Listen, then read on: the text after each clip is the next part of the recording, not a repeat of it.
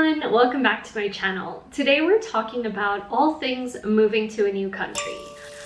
I have lived in about 6-7 different countries. I'm not going to talk about why I lived in each of those countries, but I am going to talk about how do you move to a new country, and I'm mostly going to be referencing the last country that I lived in, which is Singapore. So let's dive straight into it.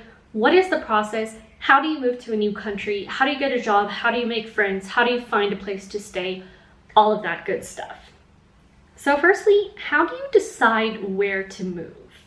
If you have visited a country before, you will have quite a good idea of what the lifestyle is like, the climate, the public transport, the people, the culture, etc. If you haven't visited a country before, but you are interested in moving there, do some research beforehand. Watch YouTube videos, vlogs of people living there, not necessarily travel vlogs, but what is the lifestyle like there. Read Reddit threads, do research, look at articles, etc. that explain things like the cost of living, which areas to live in, which cities even, etc. So do your research beforehand as much as you can. If you still haven't decided, make a list of all the countries you want to try to move to and a list of pros and cons for each, within the amount of knowledge that you have at your disposal right now. So not going to talk much more about how to choose where to go, but now that if you have decided where to go, let's talk about the practicalities of actually moving. So I'm going to talk now about getting a job and getting a visa. I think it works differently depending on the country. There are different types of visas that each country has. Korea, for example, has a visa for like foreign entertainers, like models or people appearing on reality TV, etc. There are missionary visas in some countries. Singapore, this is my IC card when I lived in Singapore for the last 3 years or so. This I got after applying for my job. So the route I suggest that you go to have the least amount of admin and headaches and things going wrong is to apply for a job first and then to ask the company you've applied for to sponsor your visa or help you with the visa. On that note, how do you actually get a job in a different country? I can only really speak to working in tech and product design. There are options if you work in tech to get a remote working visa. You can search online for countries that do offer visas to remote workers, kind of living there for a year or something and working remotely and contributing to the economy, etc. So that's one option, looking at remote jobs and remote visas so that you can move around to different countries, especially if you work in tech like programming, product management, design, etc. But what I prefer to do is to work in the country at a company based in that country. I've just found that to be easier than working remotely and not having like an office to check into and having a community of colleagues and friends. So I will not go into too much detail right now about how you apply for jobs. What I've done is just looked at websites specifically catered towards working in tech and design, but most of the jobs I found overseas have been through LinkedIn.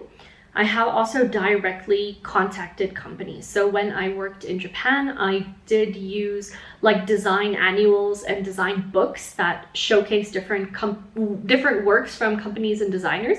And I straight up like cold email them, like say, hey, I'm, I speak Japanese. I'm looking to do an internship. Would you be willing to chat? I don't recommend going that way. That was just when I was a student doing internships.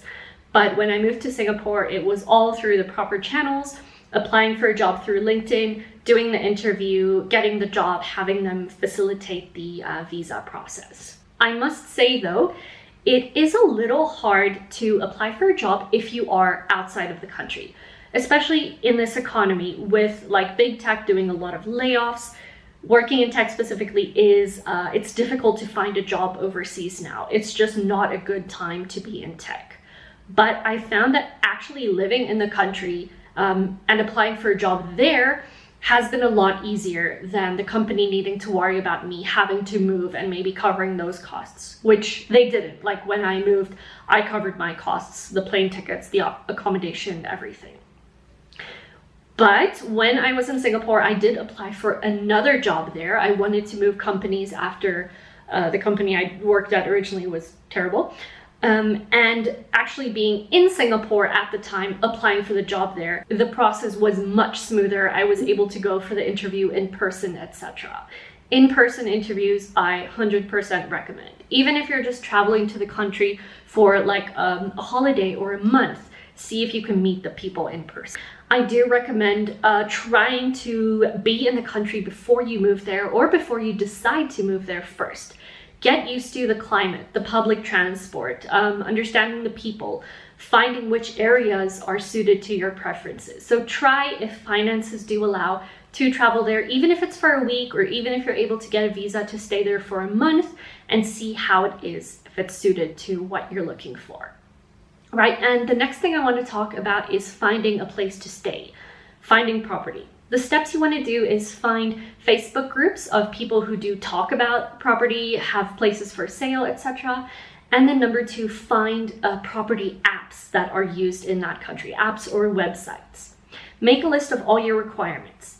Research beforehand what area you want to stay in. Look on Reddit, look on news articles, Google Maps, find the areas that have what you're looking for, whether that be parks, schools, coffee shops, businesses, or more, in the countryside, less busy. Try to research which are the best areas. Once you've decided on the area, write a list of what you need.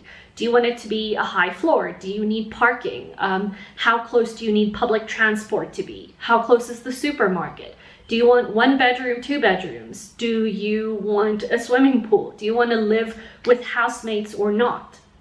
That's also something that's really important. It was quite tricky for me to live with housemates for many different reasons, so I do prefer living alone. However, that is a sacrifice I have to make financially to say, yes, renting alone is going to be a lot more expensive than having a housemate, but I prefer it for these and these reasons. So be strong about what your preferences and your pros and cons are. I suggest looking at about 5 places before you decide which place you want. And most important is to keep a list. Keep track on a table, like on Google Sheets or your notes app. Write down the price of the property, who the agent is, what their contact number is, the link to the property ad, and any notes that you have. Also consider the things that are important to you and make sure you check them in every single place that you view.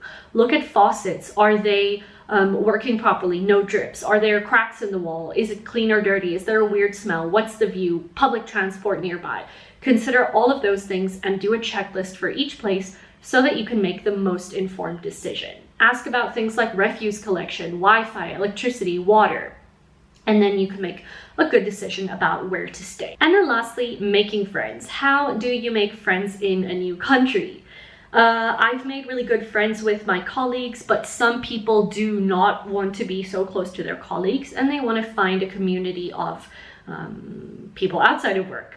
So you can either fit into your expat community, South Africans in Australia or whatever, find a Facebook group for that or an Instagram page, or like me, try and make a lot of local friends. That's going to be much more rewarding.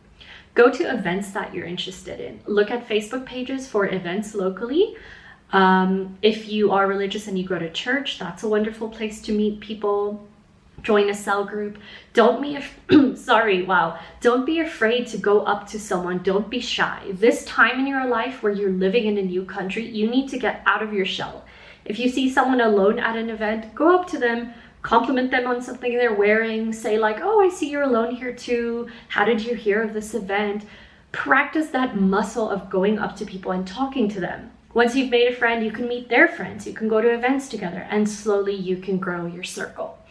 Look at things like language exchanges. I'm sorry, I don't know why I have a frog in my throat now. Look at language exchanges on websites like meetup.com, or look if there's Mundolingo in the country you've moved to.